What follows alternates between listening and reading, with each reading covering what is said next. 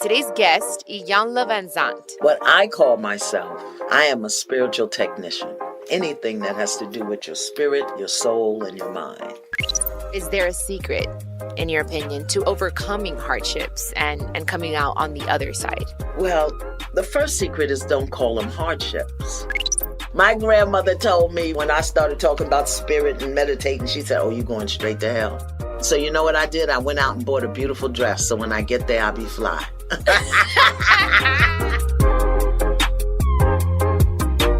Hi, everyone. Welcome to another episode of Chiquis and Chill. I'm your host, Chiquis, and today's episode is about something I'm very passionate about: spirituality and self-help.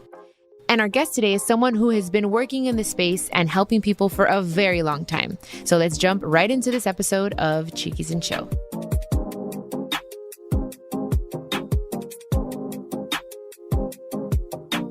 Sitting right in front of me today is Iyanla Vanzant. She's incredible. She has a really interesting story, which we'll hear more about in just a second. But for starters, she's a spiritual life coach, host of the hit show Iyanla Fix My Life, which I love.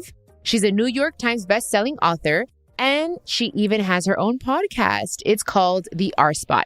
Well, first of all, thank you so much. Thank you for your time, for being here. I'm so excited. I have to start off by saying that I'm a huge fan. I have your apps. I have The Awakening. I have Mind Matters. I'm a huge fan. So thank you. It means a lot to me that you're here. So I don't know. Let's start off with your life. There's a lot of things that I didn't know about you. Where did you grow up? I grew up in Brooklyn. I hail from the nation of Brooklyn, and I am a New Yorker forever. I will always be a New Yorker. I had an older brother. I had an older sister. I was the baby of the family. Okay. And so, classic poor Black folk upbringing in New York. My grandmother, who raised me from the time I was 5 until I was 11, was a Native American, Cherokee, who was passing as Black because it was easier for her to be Black than it was for her to be a Native American in the late 40s, early 50s. And so she really kind of hid her heritage and her culture from the world. She hid it in the church. She hid it in the way she presented herself in the world. But at home, she taught me so many things about my culture as a woman of color, Native culture, indigenous culture. She told us that she couldn't read. Okay. She never went to school, but she read the Bible and she would read the newspaper. And I would say to her, well, if you can't read, what are you doing? If somebody told it to her, she remembered it. And that's how she began to put words together and could do simple sentences. Very articulate. You would never know she was a woman who couldn't actually, well, she says she couldn't read, but she could put simple sentences together. And it was not too long ago, I never saw my grandmother write anything other than numbers. And she knew how to sign her name, but I never saw her write anything other than numbers. She never wrote anything down. And she used to say, you got to have a good memory. I don't have to write things down. I got a good memory, That's actually better, probably, having a good memory. Yeah. Yeah. When did you know that this was your calling? Like, was it, you think, through your grandmother, like having those conversations with her? Absolutely not. I'm a criminal defense attorney. That's what I went to school. Early childhood education. I spent 2 weeks in the classroom with about 25 kindergartners, and I said, okay, just cut my throat right now. Let me die. Not for me. Early childhood psychology and education is my undergraduate degree. And then I went to law school. I wanted to be a nurse all my life. I wanted to wear the white uniform. Years ago, nurses wore white uniforms and they had little hats. But one day in nursing school let me know that I was going to have to dissect a pig, and I left. That was it. I wasn't going to. You said no. I got through the frog in high school. I did too. I was going to tell you that about the frog. Oh my God. I don't know how I got through that. I remember gagging and retching over the frog, but I was not going to stick my hand down in a jar of formaldehyde and put out a baby pig. That was not ever going to happen in this lifetime. So I left. And I went to law school when I was 32. I graduated from college and I went to law school. And I really thought I was going to be a lawyer. Yeah. And I wanted to be the black female Perry Mason, get all my clients off. Yeah.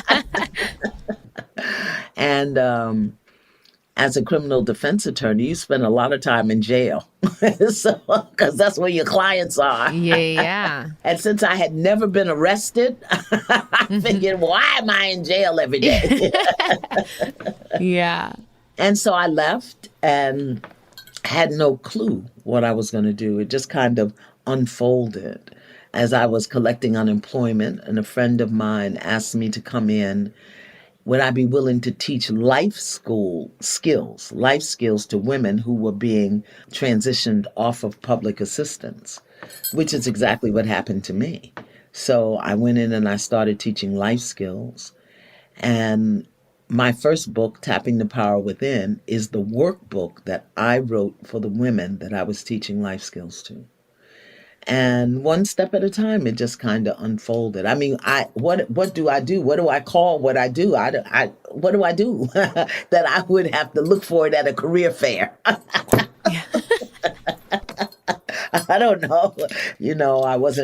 I'm an author. I am a spiritual life coach trained. I am a minister, seminary trained and ordained. What I call myself, because I think it's always best to define yourself and not to try to fit into the boxes that people want to stick you in. Oh, yes. I am a spiritual technician. If it has anything to do with the human spirit, the human soul, and connection to consciousness, I'm a technician. I have a technology that's going to support you in fixing, healing, repairing, aligning, expanding, growing, healing, anything that has to do with your spirit, your soul, and your mind. Oh, just right up my alley. That's exactly what I love. You've been through so much since you were 9 years old, and did you ever question maybe God or the higher power or the universe? Like, why did this happen to me? Did you ever have that moment?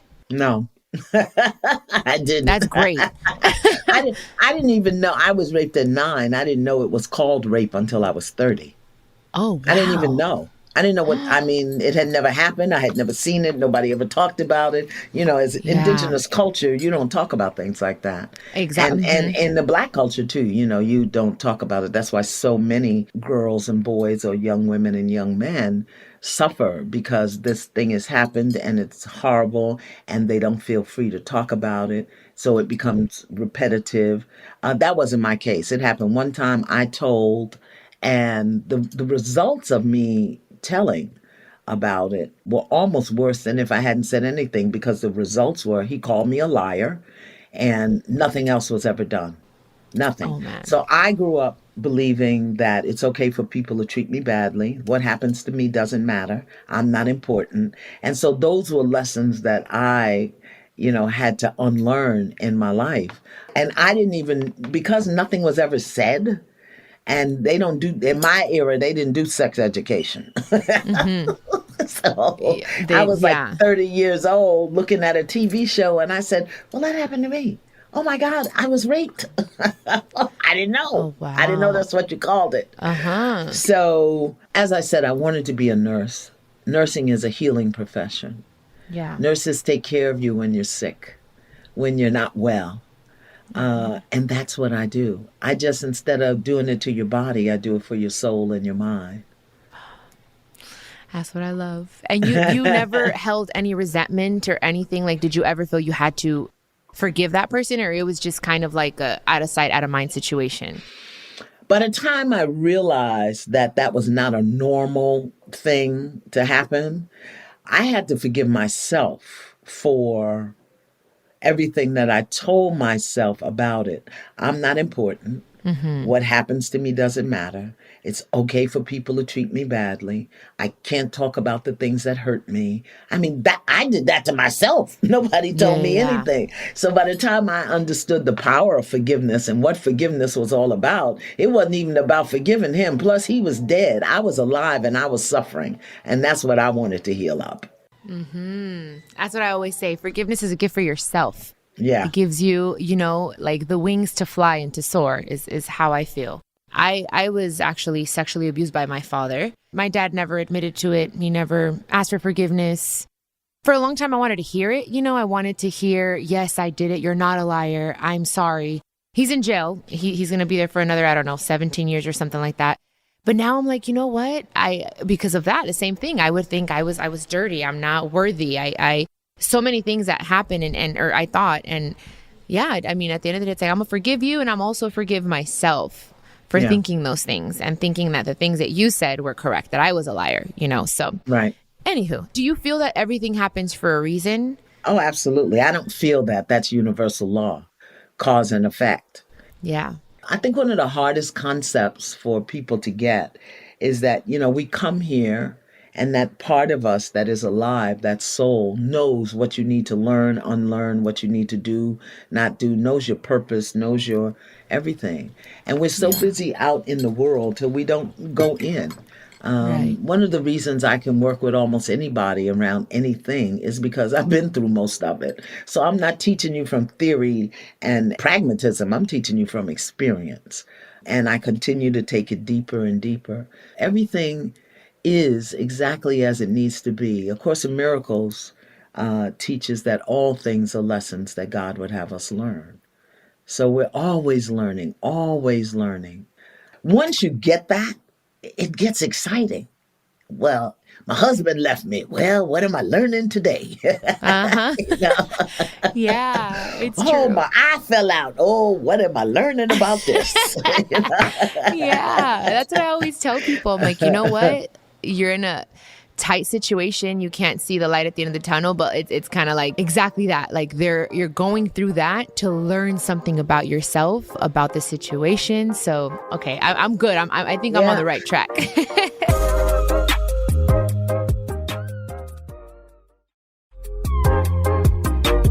I have a very odd question, and you don't have to answer it if you don't want to, obviously, but do you drink alcohol by any chance? I absolutely don't. But let me tell you why. My mother was an alcoholic. Okay. So I think I drank so much liquor in the womb, I didn't have to have no more when I got in the physical body. Really. I have never, when I was a teenager, of course, everybody goes out and you're drinking. We used to drink sangria with fruit in it. That was sangria. Yeah. So, but I've never. It's not your thing. Mm-hmm. No, it's not my thing. Okay. Now I smoked a lot of happy flowers. I love happy flowers. Ooh, baby, I have smoked some happy flowers. When I had my last child, I was 21 years old. It just, it's like it just went away, and I never touched it again. Now it's legal. Back then we were buying a nickel bag and hiding it in 52 shopping bags under the bed. Yeah. And you fix so many people. Like, do you have a life coach? Do you have a mentor or something someone that helps you out? Well, first of all, let me just say, I don't know what anybody else says. I haven't helped anybody. What I've done is given people information and support so that they can help themselves. I don't help you. Okay. I'm too busy trying to help my own self. Mm-hmm. If you get helped in the process of my healing, good for you. Good for you. I'm just trying. What has happened is throughout my healing process, I've taken copious notes, really I have notebooks and revelations and understandings. Okay. But I have a coach. I have two coaches. I also have what I call a prayer partner. Nice. And I have... I don't know what Peter is. Peter is a coach. He's a clinical psychologist, but I don't go to him for therapy. We do coaching together. Okay. And then my greatest coaches are those people that I've taught and trained because they keep me sharp. When I'm going off the deep end, they say, wait a minute, didn't you teach us? Or don't you know? And when they repeat back to me stuff that I've taught them, I just want to punch them in the throat. I just want to punch them in the I love it. Punch you right in the throat. That's terrible when your students are teaching you with what you taught them. Yeah, so, like, wait, didn't you say this? Right. No, this is how they usually say it. They say, somebody once told me, and then I know I'm getting ready for the smackdown. So, yeah, but I do have two coaches and a prayer partner. I need to find myself a prayer partner. That's what I need. Yeah. I always say this. I'm not a religious woman. I'm very spiritual. I have a connection with God. I like to meditate. And I feel like that's like my main coach, but I do need someone in the physical world. That is your religion. If that's what you do, religion is people's beliefs and opinions about God, source, creator, whatever you want to call it. That's all religion is. It's people's opinions. And the dogma or the theology that's set up based on the faith path that you walk is what you do based on that theology. All religion is about how to get us in relationship with the God of our understanding.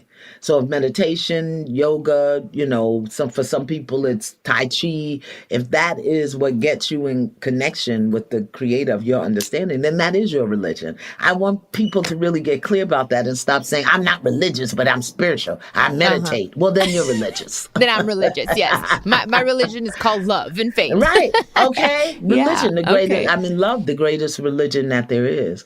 I'm getting ready to teach a class. I have a community I call the Spiritual Study Sanctuary. And I'm getting ready to teach a class on how to love the Bible from a metaphysical perspective, not a religious perspective, because it is one of the most powerful treatises on human development, character development, spiritual development. But because of the way it's been used and weaponized or diminished or just pigeonholed to be about Christianity, people miss the wisdom that is in there. And there's so much wisdom in the scriptures. I want to see if you can help me break something down, because I've tried to put it into words and I feel like I know what this means, but I want to see if you can break it down for our listeners. Actually, I think I heard Beyonce say it. I'm pretty sure it was her, where she said, there's a little bit of God in all of us. God lives in me as me. And I tried to tell my grandmother that, and she's a Christian woman, and she didn't understand. She didn't really like it. She was like, no, how can you compare yourself to God? I'm like, no, I didn't know how to explain it. So I want to see if you can help me. Well, grandma's never going to understand that unless she wants to. Okay. Yeah, exactly. My grandmother told me forever when I started talking about spirit and meditating, she said, oh, you're going straight to hell. That's what my grandma told me too. And so you know what I did? I went out and bought a beautiful dress. So when I get there, I'll be fly. I love that. I just decided I'm not going to be afraid of hell. You see, I was married to a man who beat me every day for 9 years. That's hell. Leaving him at 3:00 in the morning with 3 babies and 3 shopping bags. That's hell. So wherever I'm going when I leave this body, wherever I'm supposed to rest, I want to party. So I got me a dress. I'm going to hell. Okay? I'm going to look good. I love her. Yes. So the thing is, and that is part of the challenge with religiosity and churchianity. Religiosity says that somebody else tells you about your relationship with the God of your understanding. Most of us inherited the God we believe in. We didn't find it on our own. And then churchianity, where you've got to go and have somebody else tell you how to be in relationship with the God of your understanding. All of that teaches us to pray to an external God. God is out there. In the Christian faith, it's Jesus. He's on the cross and, he's going to do it for us. And it's such a dysfunctional level of codependence where we're relying on Jesus to help us treat each other nice. We don't do it because we grow the quality in our heart, kindness, loving kindness, compassion. We don't grow this in our heart. We do it because we're trying to please Jesus. That's a little off, I think, to me anyway. Yeah. I don't have no problem with Jesus. Me and JC are cool. But when you understand what he said, these things I have done, you shall do this and even greater. Well, how am I going to do that? When he said, it is not I, but the Spirit of the Father within me that does the work. When he said, I come that you may have life and have it more abundantly. Not by waiting for me to do it for you, but by you learning how to do what I did. What did he do? He prayed a lot. He went away a lot. Every now and then you read in the Bible and it said, Jesus went away. I wonder if he was in a vacation club or something, because he was always going. He was always going on. Why? Yeah. He went into silence. He went into stillness. He developed his relationship with the God within. It's not me. It's the Father within me that does the work. He said it. Yes. So God is not Yes. external, whether it's God, divine mind, divine mother, whatever it is that is of your understanding, because the Creator wants you to understand what it is and where it is, who it is, how it is. But grandma, like my grandma, they've been indoctrinated in the matrix of churchianity and religiosity, and they don't have to take responsibility for their salvation. It's on Jesus. If I do what Jesus says, if I do what Jesus wants, then, but now in this new age, this new millennium, the Aquarian age, we're taking responsibility for ourselves, our I amness, our souls.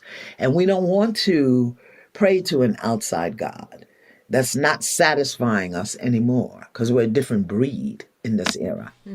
So yes, the Spirit of God is within me, and those who worship God must worship God in spirit and in truth. In spirit. So we have to understand what spirit is. There's only one spirit. God is spirit. Spirit. Not a man out there, or, and it's so funny that all of us walking around with breasts and vaginas, and we looking at a man and say, I'm made in the image and the likeness of gay. Well, is he trans? What? How did I get this? Because the dogma doesn't tell us about the feminine energy and expression of the Creator. So if I had to explain it to somebody, this is what I would say. Take a breath, focus within, and ask God to reveal itself to you. I'm not going to try to explain the unexplainable. Unexplainable. Okay, perfect. Okay, I'm not mad at that. I like it. Okay.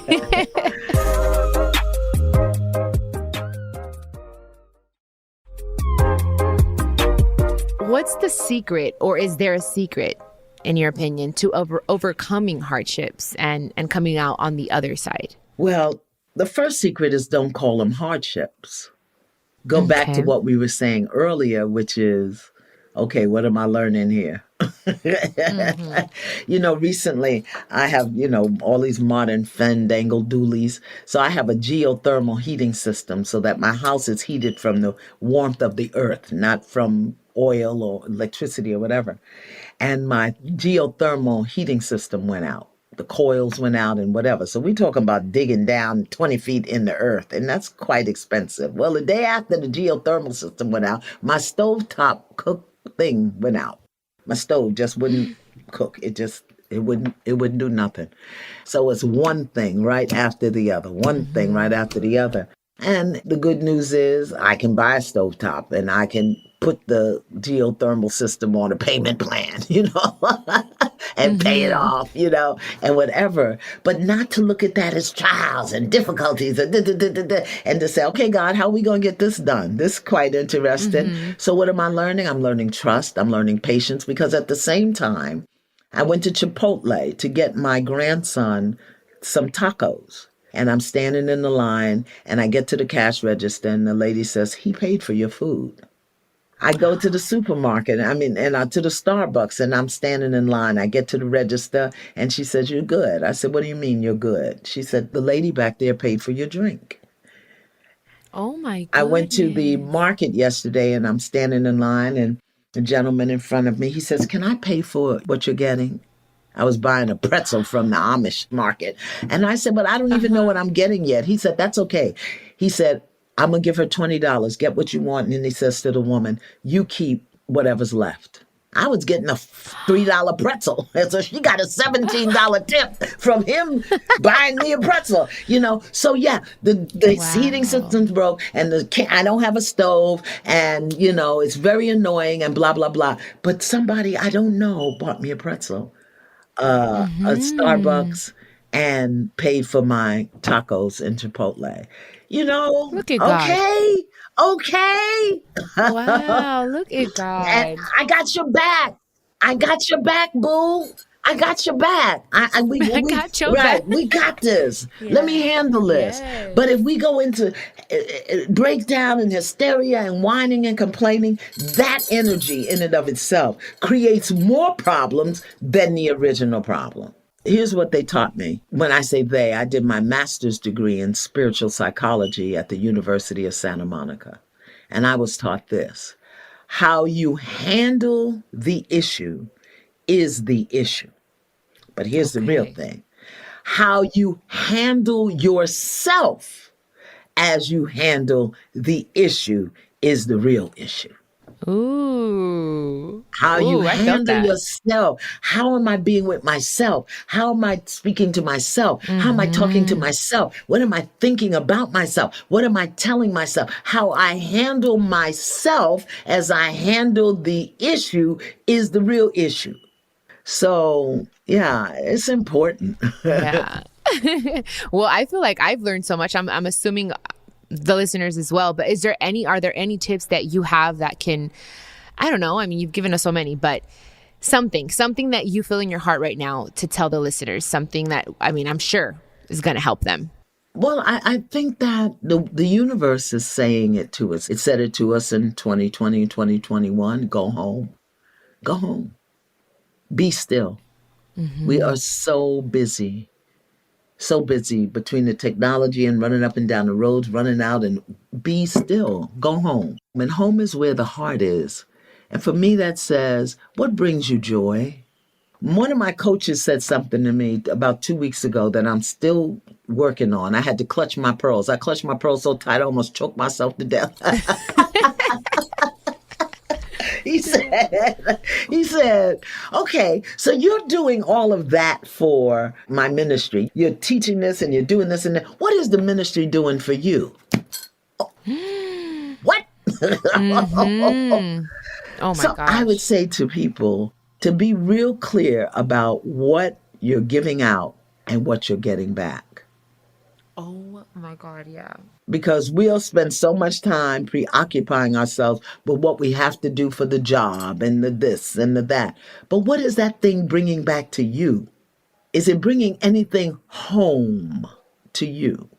Because home is where the heart is. Corona said, go home. Go home and get still.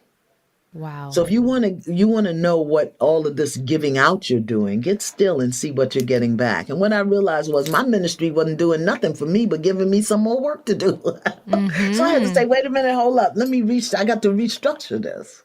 Because I have to get something back from all the giving that I'm doing. That's why those people in the stores, buying everything for giving me back. So that's what I got back from my ministry. I got a caramel ribbon crunch, and I got 3 tacos, and I got a pretzel from the Amish. Yay! Can we get bigger? Yeah. Can we get some more? Yeah. The other thing I think people need to know is look around in the world right now, whether you're looking at the political scene or you're looking at the economic scene, whether you're looking at, just the level of againstness and meanness. It's just amazing to me. But whatever you see out there, ask yourself, how do I do this? How do I lie? How do I bully people? How do I shut people down? How do I take and not give back? How do I push my way? How do I co-opt people? I mean, because this is what we see out of there. Where's my againstness? Where am I dug in? What's my position? Because whatever your position is, that determines how you're going to see a particular thing. Your position determines your perspective. So if your position is this is wrong, you're going to see it all as wrong. If your position is this is right, you're not going to see what is wrong or what could be improved. If your position is I'm right, they're wrong, then you're not going to be even able to see their perspective. So what is your position on anything? Get still and get clear about that. The other thing I would say is anything that you're against, anything you don't like, anything you don't want, anything you complain about, whine about, invite that thing to tea and let it talk to you and find out what's really, really going on. Just let me sit down with my pro-life philosophy, my, anti-abortion philosophy. Let me sit down with my democratic philosophy and let me have some tea with it and let me see what it's really giving to me. What's it giving to me? And what is my position on it? It's exciting to me. It's so much work that we need to do on ourselves as individuals to make the world a better place that we don't have time for all of the wahala and conglomeration. If you just spent some time with you, you don't have time to be on Facebook canceling people. Canceling and blocking. On TikTok dancing on the pole. Sit yourself down somewhere. Oh my Take gosh. a look at you, boo. You're speaking to me. You're speaking to me because I feel like my soul has been telling me to just sit down and be still. And I'm going to take a few weeks off because I've been feeling a little depleted. I really have with work. And I feel like I've been giving so much. It's crazy. I'm like, you are...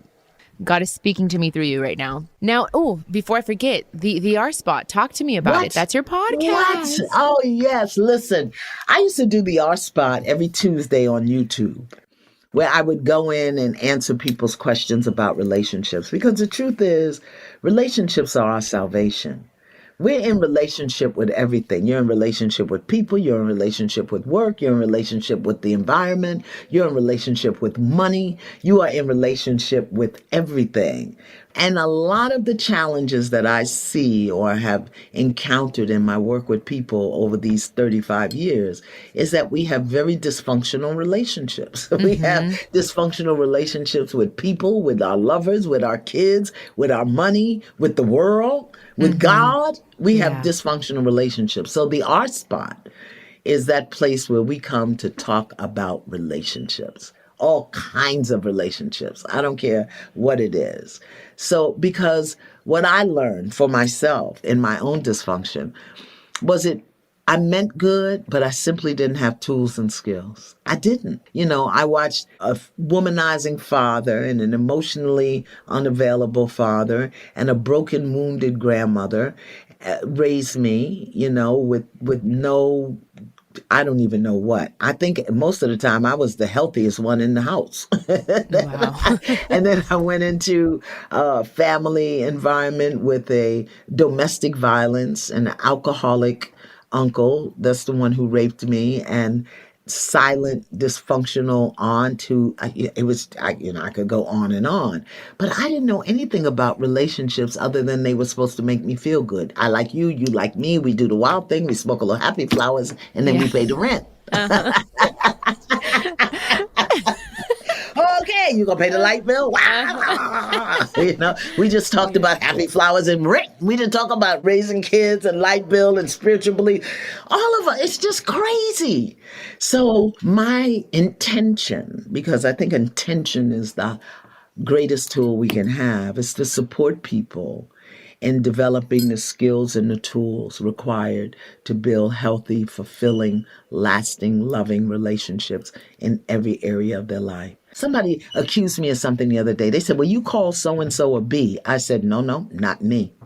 You will never hear out of this mouth right here. I don't know what you think you heard, but I would never call another sister a B. Never. I would never do that unless we're using it in a context of healing and growing, because that word has a different context for me. But in anger, to say that to her, I said I would never say that. I want women to have a better relationship with each other. Oh, yes. I want women to have a better relationship with men. I want men, brothers, you are my sister. You are my sister. So come to the R Spot. Let's talk about your relationship with each other, with people, with money, with your pets. Now, how come people treat their pets better than they treat other people? That's so true. We got, I don't know how many children hungry in the world, and people are walking around pushing their dogs in a stroller. You could have taken that stroller money and fed some hungry children somewhere with all of the level of food insecurity that we have here. That's just my perspective. I'm ready to shift my position. Well, you guys heard it here. You guys have to listen to the R Spot. I definitely am. It sounds right, like exactly what I need in my life. Where can they find you? Share your social media, your website, please. Iyanla.com, particularly if you want to do the How to Love the Bible, a metaphysical interpretation. I'd love to have you. Iyanla.com, you can find out about all my classes and everything.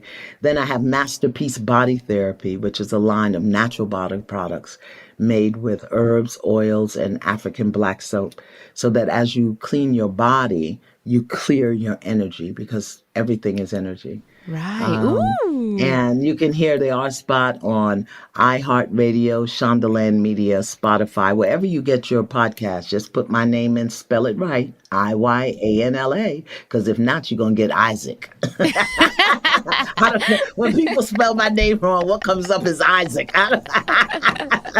Yes. Oh, I love it. Yeah, but any place you listen to podcasts, you can get the R Spot. Okay, well, I'm excited. I really am. Thanks again. And you guys know we always finish the episode of Chiquis and Chill with a motivational quote.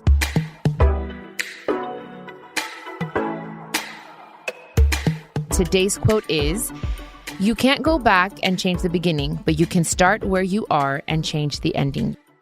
That is my quote for you. Thank you so much for staying, for listening. Los quiero mucho y nos vemos en la próxima aquí en Chiquis and Chill. Besitos a todos. Do you need advice on love, relationships, health, y más? I'm so excited to share with you that my Chiquis and Chill podcast will have an extra episode drop each week. I'll be answering all your questions. Just leave me a voice message con todas tus preguntas y yo te las voy a contestar personalmente. All you have to do is go to speakpipe.com/Chiquis and Chill podcast and record your questions. I can't wait to hear from you. This is a production of iHeartRadio and the My Cultura Podcast Network. Follow us on Instagram at My Cultura Podcast and follow me, Chiquis, that's CHIQUIS. For more podcasts from iHeart, visit the iHeartRadio app, Apple Podcasts, or wherever you listen to your favorite podcasts.